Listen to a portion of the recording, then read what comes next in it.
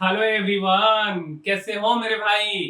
तो मेरे भाई आज हम लोग फंडामेंटल राइट्स के बारे में पढ़ने वाले हैं।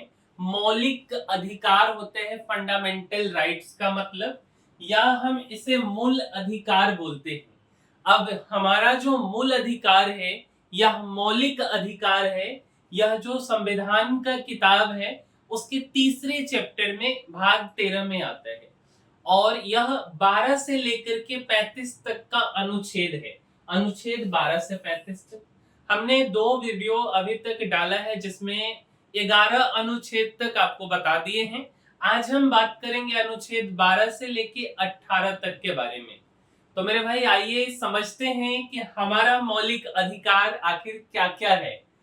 तो सबसे पहली बात कि यह जो मौलिक अधिकार की बातें हम बोल रहे हैं, इसको मैग्ना कार्टा ऑफ इंडिया बोला गया। किनके द्वारा? तो जो संविधान को बनाने वाले में से एक मेंबर यह भी थे, तो उनके द्वारा मैग्ना कार्टा ऑफ इंडिया बोला गया। ठीक है, तो बाबा साहेब भीमराव अंबेडकर के द्वारा। अब आखिर यह मैग्ना कार्टा क्या होता है मेरे भाई? यह एक फ्रांस से लिया गया शब्द है और एक्चुअल में इसका प्रयोग इंग्लैंड में हुआ था।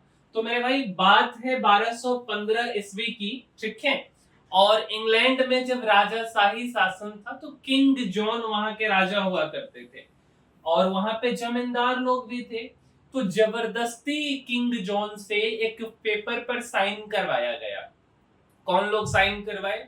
तो इंग्लैंड के जो जमींदार लोग थे उन्होंने इंग्लैंड के राजा से इस डॉक्यूमेंट पे साइन करवाया गया और उसी डॉक्यूमेंट को मैग्ना कार्टा बोला गया, मैग्ना कार्टा। तो हमारे बाबा साहेब भीमराव अंबेडकर जी, उन्होंने भी इसे मैग्ना कार्टा ही बोला है। एक्चुअल में क्या लिखा हुआ था इसमें कि जो नागरिक है, बेसिकली जो अपने देश के हमारे आपके जैसे लोग हैं, उनके लिए सरकार और जो, या उस समय राजा वाला तो सिस्टम है नहीं, तो अभी के लिए सरकार और उस समय जब राजा हुआ करते थे, ठीक है, तो नागरिक के लिए सरकार या राजा मनमानी नहीं कर सकते।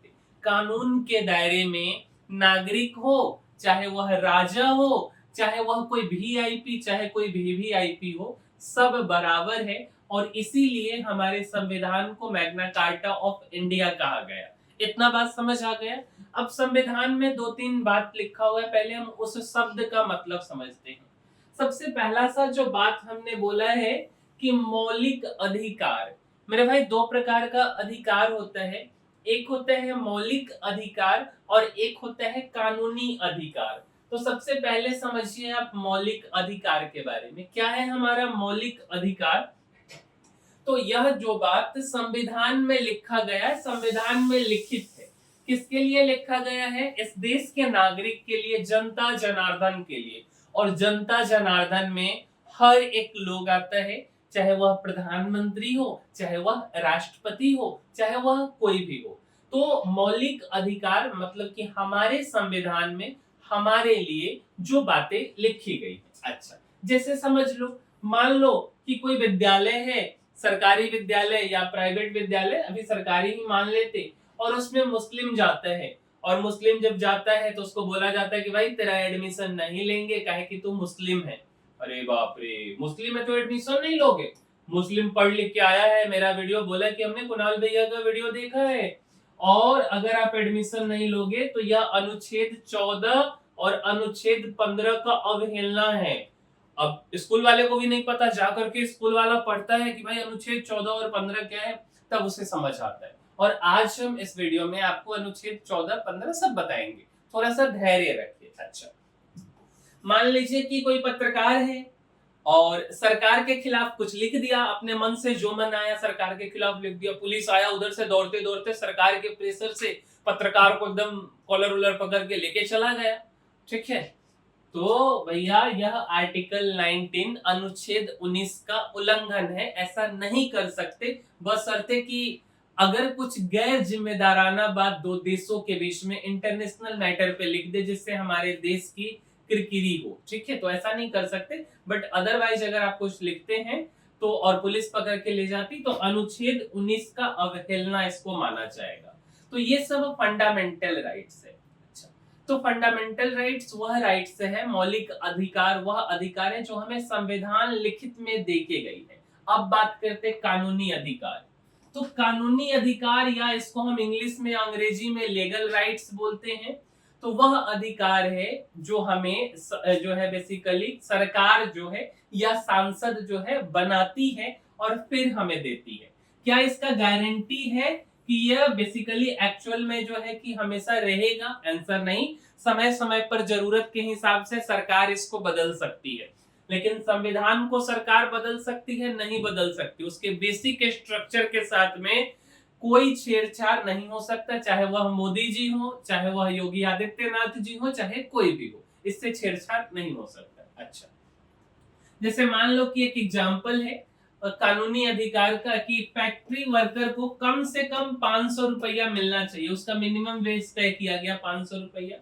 अब जो है कि जब पैसा देने का बारी आया, लेबर कमा लिया, तो कंपनी वाला उसको 500 रुपया के बदला बोल रहा है कि देख भाई 500 मैं नहीं दे पाएगा, मैं तो 300 दूंगा, है ना। अच्छा, इस केस में जो कंपनी वाला, ऐसा बिहारी लोगों के साथ में होता है, दूसरे राज्य में जाते हैं, तो इस केस में जो है कि वह लेबर अगर पढ़ा लिखा है तो लेबर कोर्ट में या स्थानीय पुलिस के पास जा सकता है, कंप्लेन कर सकता है। लेकिन अगर सरकार चाहे तो ये 500 रुपए को 300 रुपए पे, ठीक है, 500 को जो है बेसिकली 300 रुपए मिनिमम वेज का कानून बना करके लागू कर सकती है। बट यह छोटा मुद्दा है, हमने आपको एग्जाम्पल के लिए समझाया है। अच्छा, लेकिन ऐसा नहीं है कि यह इसके लिए पुलिस के पास जाएगा तो केस नहीं लिखेगा, केस उस लिखा जाएगा, कंप्लेन हो सकता है, लेकिन यह हमारा मौलिक अधिकार नहीं है, संवैधानिक अधिकार नहीं है, यह लीगल राइट्स है जो कि सरकार या सांसद बनाई है। ठीक है। अच्छा, मान लो आप किसी मकान मालिक के यहाँ रहते हो, मकान मालिक आपको बिना नोटिस दिए हुए आपको रूम खाली करवा देता है, रूम से आपको निकाल दिया जाता है ना। इस केस में जो है एक रूल बनाया गया है, उसका नाम है रेंट कंट्रोल एक्ट। तो रेंट कंट्रोल एक्ट हमारे सरकार के द्वारा, संसद के द्वारा बनाया गया। यह हमारा मौलिक अधिकार नहीं है, कानूनी अधिकार है, लीगल राइट्स है। इसके लिए हम कंप्लेन कर सकते हैं, बट सरकार चाहे तो इसमें कुछ टर्म्स एंड कंडीशन बदल सकती है, कोई दिक्कत इसमें नहीं है। अच्छा, अब तो आपको मौलिक अधिकार और संवैधानिक अधिकार जो है कि समझ आ गया होगा, सॉरी कानूनी अधिकार। ठीक है, अब समझिए, दो तीन शब्द है। सबसे पहला शब्द है निलंबित। निलंबित को बोलते हैं सस्पेंड। क्या बोला जाता है? सस्पेंड। ठीक है। अब जो यह निलंबित शब्द है, इसका प्रयोग कब किया जाएगा? अब देखिए, जैसे मान लीजिए कि नेशनल इमरजेंसी, आपातकाल आ गई, ठीक है, आपातकाल लगा दिया जाता है, नेशनल इमरजेंसी लगा दिया जाता है। उस केस में हमारा जो फंडामेंटल राइट्स है, हमारा जो मौलिक अधिकार है, उसको खत्म किया जा सकता है, बट यह कुछ समय के लिए, जब तक कि आपातकाल लगा हुआ है तब तक यह खत्म हो सकता है। बहुत लोग बोलते हैं कि हमारा मौलिक अधिकार खत्म नहीं होता। मेरे भाई, खत्म हो सकता है टेम्पररी बेसिस पे, ठीक है। और टेम्पररी बेसिस को बोला गया है निलंबित या सस्पेंड। कौन खत्म कर सकता है? राष्ट्रपति खत्म कर सकता है। बट राष्ट्रपति क्या अपने मन से खत्म कर सकते? नहीं। एक संसद लोग बैठेंगे, सरकार बोलेगी, रिकमेंड होगा, और उसके बाद वह चीज राष्ट्रपति के पास जाएगा, और राष्ट्रपति संसद के डिसीजन को बस आकर के बताएंगे कि देखिए ऐसी ऐसी की बात है, और इस चीज को निलंबित किया जाता है, फंडामेंटल राइट्स को। लेकिन अपने मन से राष्ट्रपति खत्म नहीं कर सकते। ठीक है, यह एक पूरा एक तरह से सिस्टम बना हुआ है। अच्छा, जैसे मान लीजिए अगर हम बोले कि किस अधिकार के तहत ये खत्म कर सकती है राष्ट्रपति या कर सकते हैं, तो अनुच्छेद 352 के तहत घोषणा किया जा सकता है। ठीक है। अच्छा, और क्या चीजें खत्म की जा सकती है? तो आर्टिकल 19 जो है, इसमें अगर मान करके चलिए युद्ध होता है या कोई बाहरी आक्रमण होता है, ठीक है, जैसे हमारा पाकिस्तान के साथ में युद्ध हो गया, मान लीजिए हमारा चाइना के साथ में युद्ध हो गया, जैसे चाइना के साथ में 1962 में हमारा युद्ध हुआ, पाकिस्तान के साथ में 1971 में युद्ध हुआ, या कारगिल 1999 में युद्ध हुआ, है ना। तो उन सब समय पर बेसिकली जो है इसको लगाया जा सकता था, फंडामेंटल राइट्स को जो है टर्मिनेट नहीं बोल सकते, निलंबित, सस्पेंड किया जा सकता था। ठीक है। तो युद्ध और बाहरी आक्रमण के समय जो आर्टिकल 19 का राइट्स है, अनुच्छेद 19 का खत्म किया जा सकता है। लेकिन देश का प्रॉब्लम है, अगर देश का आंतरिक प्रॉब्लम है, तब इसको खत्म नहीं कर सकते, ध्यान रखिएगा। अच्छा, अब आपातकाल देश में कब लगा था? 1962 में भारत चाइना के युद्ध के समय। 1971 में भारत पाकिस्तान युद्ध के समय, और देश के इंटरनल मैटर हुआ था 1975 में, तब लगा हुआ था। ठीक है, अच्छा। अब आर्टिकल 21 जो है जीवन और व्यक्तिगत स्वतंत्रता आपको देता है। ठीक है, और जो 20 है, तो इन दोनों को हम खत्म नहीं कर सकते। आपातकाल के समय हो या कोई भी ऐसा सिचुएशन हो, युद्ध हो, तो जीवन या व्यक्तिगत स्वतंत्रता जो कि अनुच्छेद 20 और 21 का जो भी चीजें हैं उसको खत्म हम लोग नहीं कर सकते, ध्यान रखिएगा। अच्छा, अब राष्ट्रपति जो है बेसिकली 44वां संशोधन हुआ था 1978 के बाद, और उसमें बोला गया कि देश का जो इंटरनल मैटर है, आपसी मैटर के कारण, जैसे अभी का सिचुएशन देखें, लद्दाख में 3 इडियट जो मूवी देखे हैं, तो सोनम वांगचुक जो है 6th शेड्यूल के लिए और लद्दाख को स्टेटहुड के लिए अनशन कर रहे थे। अब 1-2 दिन पहले अचानक से जो है युद्ध एक तरह से वो भड़क गया, मतलब जो है भीड़ पब्लिक उग्र हो गई, उन्होंने अपना अनशन तोड़ दिया, लेकिन 3-4 लोग मारे गए, काफी आगजनी ये सब हुआ है।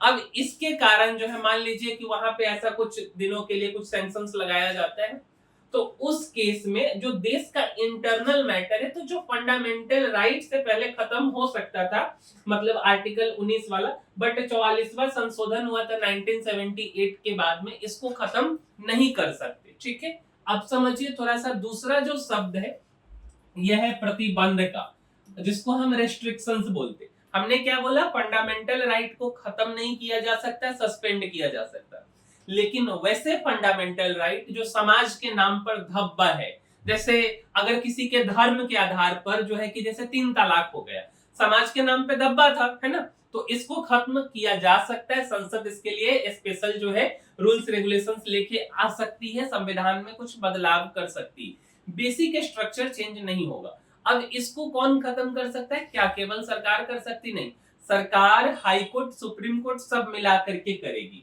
तो इसमें हाई कोर्ट हो गया, संसद हो गया, और राज्य सरकार इस पे प्रतिबंध लगा सकती, रेस्ट्रिक्शंस लगा सकती। जैसे 3 तलाक जो है यह धर्म की स्वतंत्रता देता था, आर्टिकल 25 धर्म की स्वतंत्रता है, ठीक है, अनुच्छेद 25। लेकिन जो हमारा आर्टिकल 14 है यह समानता का अधिकार देता है, इक्वलिटी का, और जीवन का अधिकार देता है आर्टिकल 21। ठीक है, तो इसके तहत अनुच्छेद 14 और अनुच्छेद 21 के तहत जो है ना, यह 3 तलाक जो है कि गड़बड़ था, तो गड़बड़ था तो इसको खत्म कर दिया गया। 2017 में सायरा बानो और भारत सरकार के बीच में केस चला, और इसमें सुप्रीम कोर्ट बोला कि देख भाई, समानता का अधिकार आर्टिकल 14 और जीवन का अधिकार आर्टिकल 21 का तुम लोग अवहेलना कर रहे हो, तो इसको खत्म करते हैं। फिर जो है संसद जो है बेसिकली एक एक्ट बनाई, मुस्लिम महिला विवाह अधिकार संरक्षण अधिनियम 2019 में, और 3 तलाक जो है कि खत्म हो गया। समझे इस बात को? ये बात क्लियर हो गया? अब समझिए दूसरा एग्जांपल देते हैं, बोलने की स्वतंत्रता का दुरुपयोग। अब मान लीजिए कि आपको कोई बोलने का स्वतंत्रता दे दिया गया है ना, कि ठीक है हम राइट टू स्पीच है, हमको जो मन में आए सो बोल दे, ऐसा नहीं है। मान लीजिए कि कोई चीज चल रहा है, कोई मुद्दा चल रहा है, सोशल मीडिया के माध्यम से भी, हमारे पड़ोसी देश में सोशल मीडिया के माध्यम से सरकार गिर गई, जैसे बांग्लादेश में गिर गया है ना। अच्छा, बांग्लादेश के बाद टेलीग्राम से सरकार वहां गिरा दिया गया, नेपाल में डिस्कॉर्ड सर्वर के कारण सरकार गिरा दिया गया, ये सब सोशल मीडिया प्लेटफॉर्म्स है। तो अगर सोशल मीडिया प्लेटफॉर्म पे, वैसे ही और भी देश में हुआ है, ठीक है, तो सोशल मीडिया पर कोई भड़काऊ भाषण आप दे देते हैं, तो इस केस में आर्टिकल 19 आपको बोलने की स्वतंत्रता जरूर देती है, ठीक है, लेकिन अगर हम भाषा की बात करें तो वैसा भाषा जो समाज में अशांति फैला दे, हिंसा फैला दे, ठीक है, मतलब कि आर्टिकल 21 कहता है कि दूसरे के जीवन का अधिकार या सार्वजनिक जो है, सार्वजनिक जगहों का आप नुकसान कर रहे, ऐसा आप नहीं कर सकते, ठीक है। तो उस केस में जो है इन चीजों को सरकार सस्पेंड कर सकती है, न्यूज चैनल पे बैन लगा सकती है, और सरकार जो है इंडियन पैनल कोड आईपीसी का 153 ए और 295 ए के तहत इन चीजों को, इस न्यूज को फैलने से रोक सकती, सोशल मीडिया पर कंट्रोल लेकर के आ सकती। तीसरा एग्जांपल समझिए, पहले भारत में सती प्रथा हुआ करता था, राजा राम मोहन राय इसका अंत करवाए, है ना। तो सती प्रथा जो है यह एक तरह से धर्म की स्वतंत्रता हो गई। आर्टिकल 20 धर्म की स्वतंत्रता है, लेकिन यह आर्टिकल 21 का उल्लंघन है। अब हम जो नाम आर्टिकल का बोल रहे हैं धीरे धीरे आपको समझ आएगा, फिलहाल तो आज हम कम बताएंगे, 21 इसके बाद वाले वीडियो में आएगा। तो संसद ने इसके लिए एक रूल बनाया कि commission of Sati prevention act 1987 में, और इसको एक तरह से कि आगे भी भविष्य में कभी ये चीजें अब नहीं आ सकती है। तो अब देखिए ये दो बात समझ में आ गया कि एक जो है पहला बात हमने क्या बोला कि सस्पेंड किया जा सकता है, और दूसरा बात हमने क्या बोला कि उसको प्रतिबंध रेस्ट्रिक्शन किया जा सकता है। अच्छा तीसरा, कोई कारणवश किसी कारणवश कुछ गड़बड़ हो जाएगा तो हमारा जो ये है ना संविधान जो है ना वह रक्षक कैटेगरी का है, मतलब कि इसको हम वाद योग्य बोलते हैं। वाद विवाद से जो है तर्क वितर्क से इसको आपस में डिस्कस करके समझा जा सकता है, हाई कोर्ट सुप्रीम कोर्ट, और वहां पे वाद योग्य हमारा जो संविधान है तो उसके आधार पर जो है कि निर्णय लिया जा सकता है। बस ध्यान रहे कि फंडामेंटल स्ट्रक्चर में, बेसिक स्ट्रक्चर में कुछ बदलाव नहीं होगा। अच्छा अब समझिए, जैसे कि मान के चलिए कि राजा हो गया, ठीक है, तो राजा जो है कि कानून के दायरे में नहीं आता था, ये थोड़ा सा पिछले वाले पार्ट का है जो हमने बुक बोला था ना उसके बारे में। और अगर आर्बिट्रेरी अरेस्ट की बात हो गई, मतलब जेल जाने की बात हो गई, तो यह एक तरह का कानूनी प्रक्रिया है, आपको जेल जाना ही पड़ेगा। अच्छा, और न्याय पाने का हक, तो न्याय पाने का हक हर किसी को है। इतना क्लियर हो गया। अब समझिए कि हमारा जो फंडामेंटल राइट है इसका इतिहास क्या है। तो सबसे पहले मूल अधिकार के बारे में जो हमने बोला, इसका उत्पत्ति कहां से हुआ, कैसे शुरुआत हुआ। तो सबसे पहले ब्रिटिश के समय की बात करते हैं, अंग्रेज के समय की बात करते हैं। अंग्रेज के समय में हम लोगों के पास कुछ भी अधिकार नहीं होता था। तब बात आता है धीरे धीरे 1895, और 1895 में सबसे पहले कि कॉन्स्टिट्यूशन ऑफ इंडिया बिल पहला ड्राफ्ट आया, और पहला ड्राफ्ट आया और उसमें विचार किया गया कि भाई फंडामेंटल राइट नाम का, मौलिक अधिकार नाम का कोई चीज होना चाहिए। धीरे धीरे समय बीतते गया, 1895 के बाद 1919 आ गया। अब यहाँ पे नेशनल मूवमेंट हुआ, एक बड़े लेवल पे आंदोलन हुआ, और यहाँ पे फंडामेंटल राइट के अधिकार का बात हुआ, बट कुछ खास निष्कर्ष नहीं निकल के आ पाया, उतना बड़ा आंदोलन नहीं हो पाया। इसके बाद बात आता है मोतीलाल नेहरू जी का कमेटी बना 1928 में, और उनका कहना था कि भैया हमारा जो मौलिक अधिकारवा है ओकरा लिखित में दे दीजिए तब हम लोग मानेंगे, नहीं तो आप लोग शुरू से जो है कि बरगलियाते आ रहे हैं। फिर धीरे धीरे 1930 आ गया, और 1930 में कराची रिजोल्यूशन हुआ, कांग्रेस सेशन बेसिकली इसको 1931 में माना जाता है, और वहां पे स्पीच का, इक्वलिटी का, रिलीजन का और एजुकेशन के बारे में डिस्कस हुआ। 1930 के बाद 1946 जब आया तो संविधान सभा हुआ, कॉन्स्टिट्यूएंट असेंबली, और वहां पे ड्राफ्टिंग कमेटी बनाया गया, और बोला गया कि ये जो बातें हैं स्पीच, इक्वलिटी, रिलीजन, एजुकेशन का, उसको तीसरा चैप्टर में संविधान के ऐड किया जाएगा। लेकिन 1946 के बाद में 1947 में तो हम लोग आजाद हो गए 15 अगस्त को, तो 15 अगस्त को अंग्रेज सब बेहुदा सब भाग गया यहाँ से। अब उसके बाद क्या हुआ, बोला गया कि ठीक है देखो अब इसको थोड़ा सा और सुधार उधार करके 26 जनवरी 1950 से हम लोगों का संविधान लागू हुआ। अब हमारे संविधान का कुछ बात अमेरिका से लिया गया है, जो राइट्स की हम बात करते हैं, कुछ बात आयरलैंड से लिया गया है जिसको हम DPSP, directive principles of state policy बोलते हैं, कुछ बात इंग्लैंड से लिया गया है मैग्ना कार्टा जिसको कि रूल ऑफ लॉ बोलते हैं, और कुछ बात तो फ्रांस रिवॉल्यूशन से लिबर्टी, इक्वलिटी, फ्रेटर्निटी है ना, प्रिम्बल, ये सब चीजें जो है कि फ्रांस से लिया गया। अब आइए आर्टिकल पे। सबसे पहला आर्टिकल है 12। क्या कहता है आर्टिकल 12? तो आर्टिकल 12 स्टेट की परिभाषा, मतलब राज्य की परिभाषा देता है। आपके दिमाग में एक बात होगा, क्या बात होगा कि स्टेट मतलब राज्य, कंट्री मतलब देश। लेकिन एक बात समझिए कि स्टेट का मतलब राज्य जरूर होता है, लेकिन हमारे संविधान में स्टेट को डिफाइन किया गया। स्टेट मतलब क्या हो सकता है? तो सबसे पहले बोला गया कि स्टेट का मतलब सेंट्रल गवर्नमेंट, सेंट्रल गवर्नमेंट या यूनियन गवर्नमेंट, दिल्ली वाली सरकार, दिल्ली में जो सरकार होगी, जो हमारे देश की सरकार होगी वह सरकार। दूसरा बात हर राज्य की सरकार, मतलब कि स्टेट गवर्नमेंट। तीसरा पार्लियामेंट और स्टेट लेजिस्लेचर, जैसे लोकसभा, राज्यसभा, विधानसभा, विधान परिषद, ये सब। चौथा जितने भी लोकल अथॉरिटीज हैं, जैसे नगर निगम हो गया, पंचायत हो गया, नगर पालिका हो गया, है ना। और पांचवा जो अदर अथॉरिटीज, मतलब ऐसे बॉडी जो सरकार के द्वारा बनाया गया है या सरकार की तरह एक ऑर्गेनाइजेशन की तरह काम करती, जैसे ONGC, LIC, Steel Authority of India, UGC, Election Commission of India, ECI, इन सबको बोला गया कि भाई आप राज्य स्टेट के कैटेगरी में हो।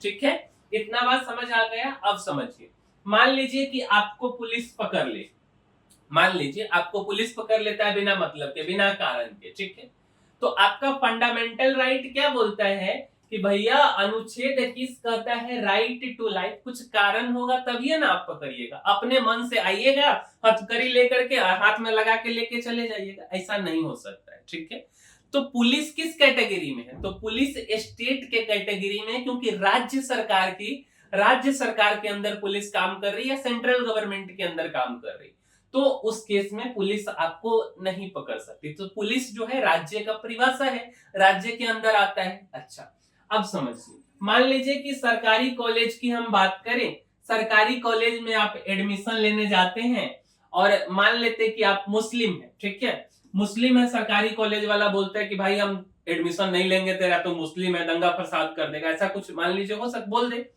भैया सरकारी कॉलेज अगर ऐसा बोलेगा तो यह कास्ट का डिस्क्रिमिनेशन है और हमारा अनुच्छेद 14 कहता है राइट टू इक्वलिटी। तो ऐसा स्कूल वाला नहीं कह सकता, क्योंकि सरकारी स्कूल या सरकारी संस्था स्टेट के अंदर आती है। अच्छा, अब मान लीजिए कि आपका कोई पड़ोसी है ना, मान लीजिए कि शर्मा जी आपके पड़ोसी हो गए और शर्मा जी जो है कि किसी कारण बस आपको बार बार परेशान कर रहे हैं, तो आप जो है ऐसा नहीं जाके बोल सकते कि देखो भाई शर्मा जी आप फंडामेंटल राइट का उल्लंघन कर रहे हो, फंडामेंटल राइट का केस कर देंगे। नहीं, ऐसा नहीं हो सकता। आप पुलिस के पास में जाइएगा, बोलिएगा कि भैया शर्मा जी पर एफआईआर कर दीजिए, कोई कंप्लेन लिख दीजिए, लेकिन शर्मा जी फंडामेंटल राइट के कैटेगरी में नहीं आएंगे, मतलब कि शर्मा जी स्टेट के कैटेगरी में नहीं आएंगे। दैट्स व्हाई हम लोग फंडामेंटल राइट का केस उनके ऊपर नहीं बना सकते, जो रूल्स है उसके हिसाब से हम लोग चलेंगे। क्लियर है इतना बात? अच्छा, अब आते हैं आर्टिकल 13 अनुच्छेद 13 पर। अनुच्छेद 13 क्या कहता है कि जो भी कानून फंडामेंटल राइट के खिलाफ होगा वो कानून रद्द। देखिए, अपने मन से सरकार जो चाहे वो कानून बना सकती है, ऐसा नहीं है। सरकार अगर ऐसा कोई भी कानून बनाए जो फंडामेंटल राइट के खिलाफ है, वह कानून ऑटोमेटिक रद्द हो जाएगा, उस कानून का कोई मान्यता नहीं है। अब देखिए, अंग्रेज के समय में क्या था ना, अंग्रेज एक रोलेट एक्ट बनाया था, नाम सुने होइएगा, 1979 में। बिना कारण के, बिना मतलब के, बिना रीजन दिए लोगों को जेल में डाल दिया जाता था।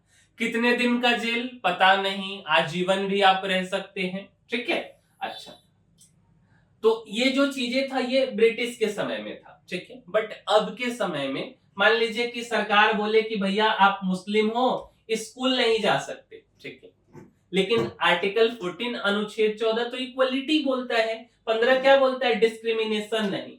तो कोर्ट जो है बोलेगा कि देख भाई यह अनकॉन्स्टिट्यूशनल है, यह असंवैधानिक है, और इसको जो है आप ये नहीं बोल सकते कि मुस्लिम को हम स्कूल में एडमिशन नहीं लेंगे। या मान लीजिए कल होकर के सरकार एक रूल बनाती है, बोलती है कि देख भाई जब तक तू 10th पास नहीं करेगा तब तक तू शादी नहीं कर सकता है।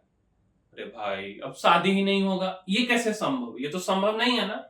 तो हमारा जो अनुच्छेद 21 है यह right to life and liberty देता है। ठीक है, कोर्ट बोलेगा कि देखिए ये रूल आपका नहीं चल सकता है, क्योंकि अनुच्छेद 21 right to life and liberty देता है, और इस तरह का कानून आप बनाइएगा तो ये अपने आप खत्म समाप्त हो जाएगा, इसलिए ऐसा कानून नहीं बन सकता है। अब जैसे इसका इतिहास भी है, केशवानंद भारती केस 1973, इसके बारे में हम फिर कभी आपको बता देंगे।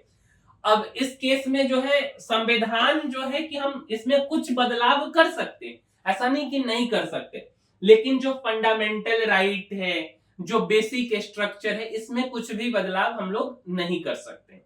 अब बात आता है अनुच्छेद 14 का। अनुच्छेद 14 समझिए क्या कहता है। The state shall not deny to any person equality before the law or equal protection of law। क्या मतलब हुआ इसका? सब लोग कानून की नजर में बराबर हैं। कोई राजा, कोई भिखारी, कोई नेता, कोई एक्टर, है ना, सबके सब इक्वल हैं, सबके सब बराबर हैं। अच्छा, ब्रिटिश के समय में दोहरा कानून था, डबल लॉ था। जो गोरे लोग होते थे, जो गोरे मतलब अंग्रेज लोग होते थे, उनको वीआईपी ट्रीटमेंट मिलता था, स्पेशल ट्रीटमेंट मिलता था। जो इंडियंस लोग होते थे, जो काले लोग होते थे, उनको जो है कि जब मन तक पुलिस पकड़ के पीट दी, कुछ भी कर दी, तो अलग तरीके का ट्रीटमेंट था, प्रताड़ना जिसको आप बोल सकते। लेकिन अब ऐसा नहीं है। प्रधानमंत्री हो चाहे कोई गांव का गरीब हो, सबके सबके लिए रूल्स एंड रेगुलेशंस बराबर है। अच्छा, अगर हम कोर्ट में, अगर आप जाएंगे, कभी कोर्ट जाने का कभी मौका मिले, तो वहां पे आंख पर पट्टी बंधा हुआ होता है कि कानून जो है बेसिकली अंधा है ना। अगर आप जज को देखें या इंडियन पैनल कोड या किसी को कोई सजा मिलती है, तो सजा उसके सबूत के आधार पर मिलती है। अपने आप किसी को, कोई राजा है, कोई प्रधानमंत्री है, तो उसको कम सजा, किसी को ज्यादा, ऐसा नहीं हो सकता। जो टर्म्स एंड कंडीशंस लिखा हुआ है उसी के आधार पर मिलेगी, सब उसके लिए बराबर है। अच्छा, मान लो कि एक एग्जांपल देते हैं। मान लो हम जा रहे हैं, पटना में खूब आजकल चालान कटता है, ठीक है, तो हम बिना हेलमेट के है, 1000 का फाइन पुलिस वाला मार दिया। और उधर से मोटरसाइकिल से जो है कि अक्षय कुमार आया। अब अक्षय कुमार आया, बोला कि अरे भाई तो हीरो आ गया, ये भी बिना हेलमेट के है। अब इसको क्या फाइन नहीं लगेगा? इसको भी 21,000 रुपया का फाइन लगेगा। क्यों? क्योंकि ये भी लॉ के अंदर आता है, और इक्वलिटी बिफोर लॉ कहता है भाई, कुणाल हो, अक्षय कुमार हो, चाहे XYZ कुमार हो, ठीक है, सबके लिए सिचुएशन बराबर है, और तुझे भी 1000 का फाइन देना होगा अगर तूने हेलमेट नहीं पहनी है तो। अच्छा, मान लीजिए कि हम किसी कारण बस बहुत पैसा कमा लिए और सरकार को बोले कि भाई देख, हम टैक्स नहीं दे रहे हैं, इस बार ITR फाइल नहीं कर रहे, इनकम टैक्स। उसी तरीके से विराट कोहली भी उधर से आया, खूब पैसा कमा रहा है, बोलेगा कि भाई हम ITR फाइल नहीं करेंगे। अब चाहे कुणाल हो, चाहे विराट कोहली हो, चाहे XYZ हो, इनकम टैक्स डिपार्टमेंट इस दोनों के पीछे लगेगा। जो भी रूल्स एंड रेगुलेशंस होगा, दोनों को सजा मिलेगा, दोनों को पनिश किया जाएगा, ठीक है। अच्छा, लेकिन यहाँ पे एक ट्विस्ट है, इक्वलिटी के लिए तो सेम ट्रीटमेंट ऐसा नहीं है। अब जैसे जो लोग नीचे तबके के हैं, जैसे शेड्यूल ट्राइब हो गया, शेड्यूल कास्ट हो गया, OBC हो गया, इनको रिजर्वेशन दिया गया हुआ है, ठीक है, इनको अलग अलग जगह पर मदद किया जाएगा कि ये लोग समाज में पीछे छूट गए हैं, तो इनको भी, जो समाज में जनरल कैटेगरी के लोग हैं, उनके लिए उनको वहां तक बराबर किया जाए, ठीक है। तो जो अनइक्वल्स हैं उनको अनइक्वल ट्रीटमेंट मिलता है, उनको कुछ फेयर चांसेस मिलते हैं, ठीक है। तो उनको यह संविधान हमारा अधिकार देता है, समय समय पे सरकार इसे बढ़ाती रहती है। अब बात करते हैं अनुच्छेद 15 के बारे में। क्या कहता है कि स्टेट जो है, स्टेट का परिभाषा आपको याद है ना, जो भी सरकारी बॉडी है, किसी भी नागरिक के साथ भेदभाव नहीं करेगी, धर्म के आधार पर, जाति के आधार पर, लिंग जेंडर के आधार पर, कहां उसका जन्म हुआ है उसके आधार पर। जैसे बिहारी लोगों के साथ में ये चीज अक्सर देखने को मिलता है ना, ऐसे जैसे दूसरे राज्य में जाते थे इन लोगों के साथ भेदभाव किया जाता है, महाराष्ट्र में सुनने को मिलता है अक्सर, ठीक है, या रेस के आधार पर। तो इसके आधार पर जो है इन लोगों के साथ भेदभाव नहीं किया जा सकता, और यह हमारा संविधान के आर्टिकल 15 अधिकार देता है। जैसे पहले अगर मंदिर में केवल उच्च जाति के लोग जाते थे, अपर कास्ट लोग जाते थे, कुआं का पानी हो गया, तालाब का पानी हो गया, तालाब में नहाना हो गया, सब उच्च जाति के लोग करते थे, ठीक है। अब उच्च जाति किसको कहते पता नहीं हमको, बट उच्च जाति के लोग करते थे। उनके लिए, गरीब के लिए, शेड्यूल कास्ट, शेड्यूल ट्राइब्स, उनके लिए अलग कुआं खोदा जाता, तो वे लोग उधर का पानी पीते थे। काफी गलत चीजें था ये। अच्छा, ब्रिटिश के समय, और हद तो तब हो गई कि अंग्रेज के समय जो अंग्रेज लोग क्लब खोलते थे, जैसे आज जाइएगा ना दिल्ली गुड़गांव में, वहां पे क्लब है, तो वहां पे छोटा छोटा कपड़ा पहन के शनिवार, फ्राइडे नाइट्स, वीकेंड्स जिसको बोलते हैं, वहां पे खूब लड़की लोग एकदम नाचती रहती है, पूरा कपड़ा पूरा एकदम न के बराबर रहता है। तो उस समय में अंग्रेज लोगों का क्लब था, ठीक है। उसमें क्या लिखा हुआ था, dogs and Indians are not allowed. मतलब अगर जूता हो तो जूता खोल के इस अंग्रेज को मारने वाला है, कि बोला कि भाई कुत्ता और भारतीय अलाउड नहीं है क्लब्स में। अभी के हिसाब से देखिए, अगर हम गर्ल्स की एजुकेशन की बात करें उस समय, तो लड़कियों की शिक्षा के बारे में आजादी नहीं थी। आज के डेट में ये चीज ऐसा नहीं है, ये सबको खत्म कर दिया गया है। अब अगर हम मान के चले स्कूल की बात करें, है ना, तो स्कूल में सरकारी स्कूल की बात कर लेते हैं। यहाँ पे मुस्लिम जाए, बोला जाए कि भाई तेरे यहाँ एडमिशन नहीं मिलेगा, तो आर्टिकल 15 का वायोलेशन है। कोई होटल में शेड्यूल कास्ट, शेड्यूल ट्राइब या किसी बड़े मॉल में चले जाए धोती उती पहन करके, उसको नहीं घुसने दिया जाए, ऐसा सुनने को मिलता है कभी कभी।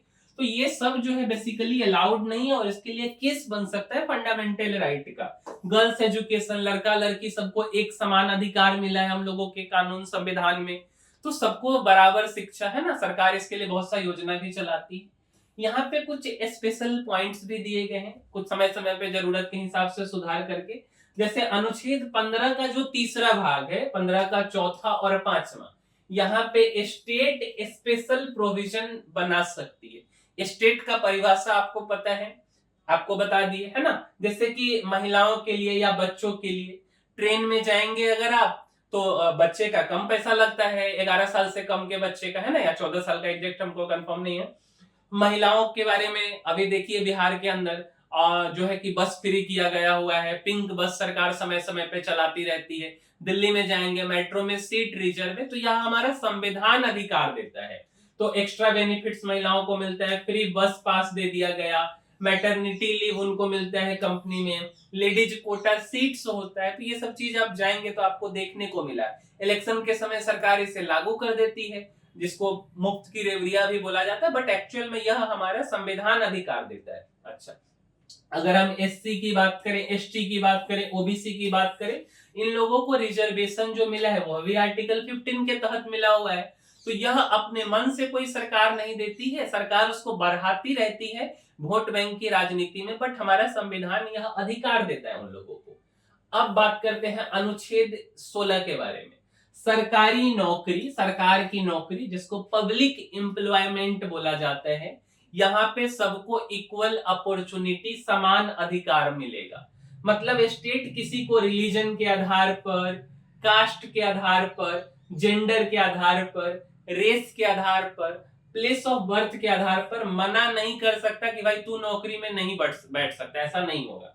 पहले क्या था अंग्रेज के समय में, तो अंग्रेज के समय में या राजा जो राजवाड़ा होता था उसके समय में बड़े पोस्ट की नौकरी अंग्रेजों को मिलती थी, गोरे को मिलती थी, और जो छोटे पोस्ट की नौकरी भारतीयों को मिलती थी। और भारतीयों में जो राजा रजवाड़े थे वो बोलते थे कि भाई मेरा आदमी जो है कि ये नौकरी करेगा, तो और लोगों को मौका ही नहीं मिलता था, टैलेंटेड लोगों को या जो उसको डिजर्व करते हैं उनको मौका नहीं मिलता था। लेकिन अब ऐसा नहीं है, सरकारी नौकरी में हर लोग अप्लाई कर सकते हैं, ठीक है।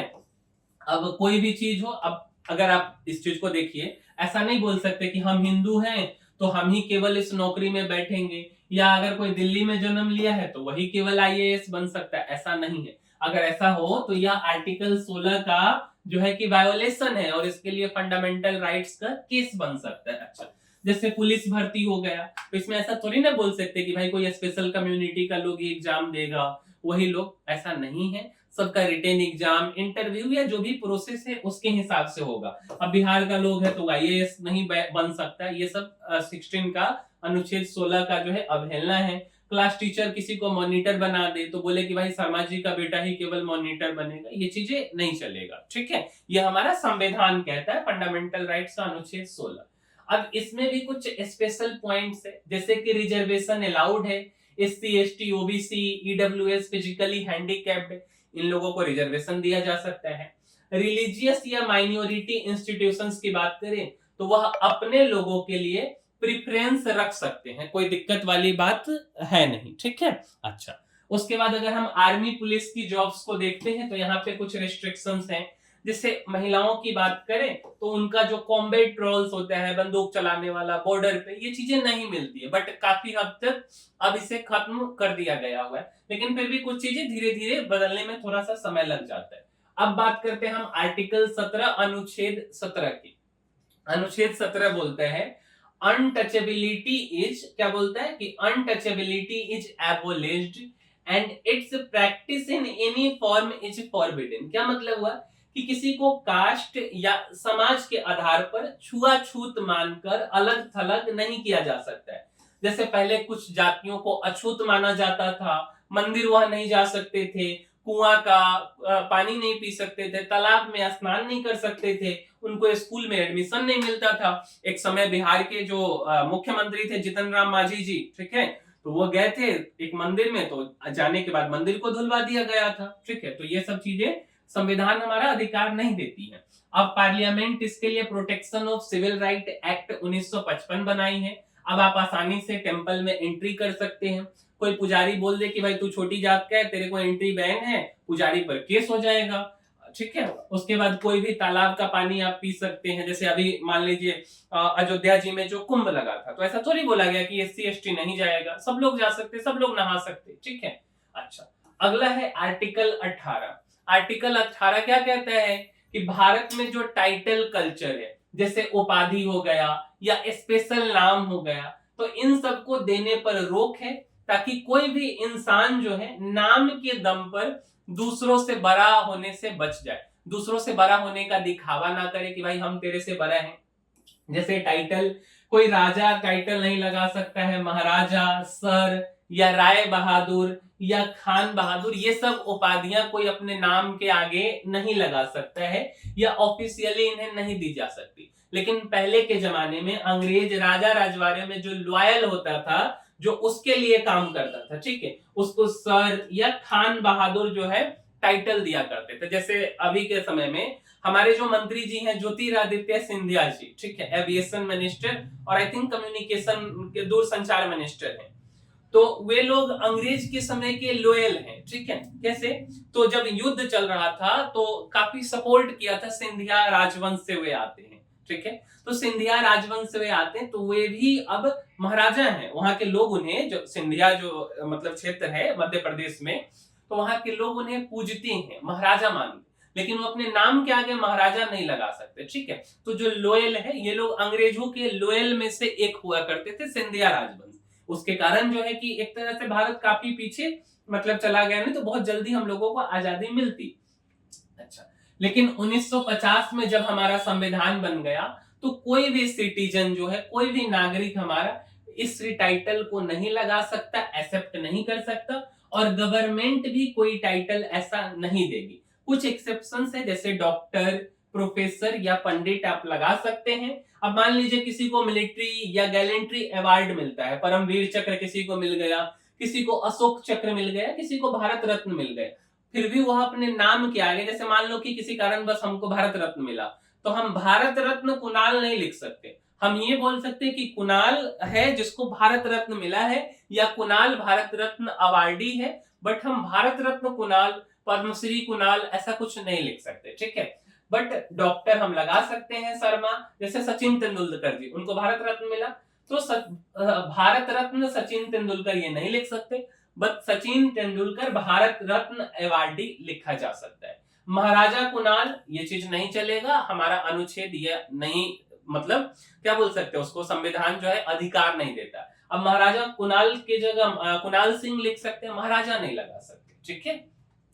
अब जो जो हमने पढ़ा है एक बार रिकॉल कर लेते हैं। सबसे पहला हमने पढ़ा है आर्टिकल 12, स्टेट कौन है, तो government, parliament, state government, local bodies, government institutions, ONGC, LIC, ये सब। 13 क्या कहता है, रॉन्ग लॉ अगर कुछ बनाते हो कैंसिल कर दो, जैसे फंडामेंटल राइट के साथ कोई लॉ टकराता है तो उस कानून को कैंसिल कर दो। 14 कहता है कि इक्वलिटी बिफोर लॉ, जो भी कानून की नजर, मतलब सब कानून की नजर में, कोई हो, हम हो, आप हो, प्रधानमंत्री, राष्ट्रपति, सब बराबर है, किसी को वीआईपी ट्रीटमेंट नहीं मिलेगा। 15 क्या कहता है, किसी के साथ कोई डिस्क्रिमिनेशन ना करो, धर्म, जाति, लिंग, जन्म स्थान, रेस, इन सब के आधार पर किसी को डिस्क्रिमिनेट नहीं किया जा सकता। 16 क्या कहता है, सबको इक्वल जॉब अपॉर्चुनिटी देता है, इक्वल चांस देता है, मेरिट और रिजर्वेशन इसमें अलाउड है। 17 कहता है कि अनटचेबिलिटी को खत्म कर दिया, छुआछूत एक तरह का क्राइम है। और 18 कहता है कि यहाँ पर टाइटल नहीं लगा सकते, राजा, महाराजा, सर, डॉक्टर, प्रोफेसर या गैलेंट्री अवार्ड आप लगा सकते हैं, लेकिन ध्यान रहे डॉक्टर प्रोफेसर तो नाम के पहले आप लगा सकते हैं, बट गैलेंट्री अवार्ड आप नहीं लगा सकते। आप बोल सकते हैं कि हाँ हम फलाने हैं जिसको गैलेंट्री अवार्ड मिला है, ठीक है। तो इस वीडियो में इतना ही। इस वीडियो में हमने आपको 12 से लेके 18 तक आर्टिकल को समझाने का कोशिश किया है। उम्मीद करते हैं कि आपको हमारा यह वीडियो पसंद आया होगा, अच्छा लगा होगा, कुछ जरूरी इंफॉर्मेशन हम आप तक पहुंचा पाए होंगे। और अगर ऐसा है तो इस वीडियो को लाइक जरूर कीजिएगा, साथ साथ शेयर भी कीजिए और चैनल को सब्सक्राइब भी कीजिए। मिलेंगे हम किसी अगले वीडियो में। इस वीडियो में इतना ही, तब तक के लिए धन्यवाद।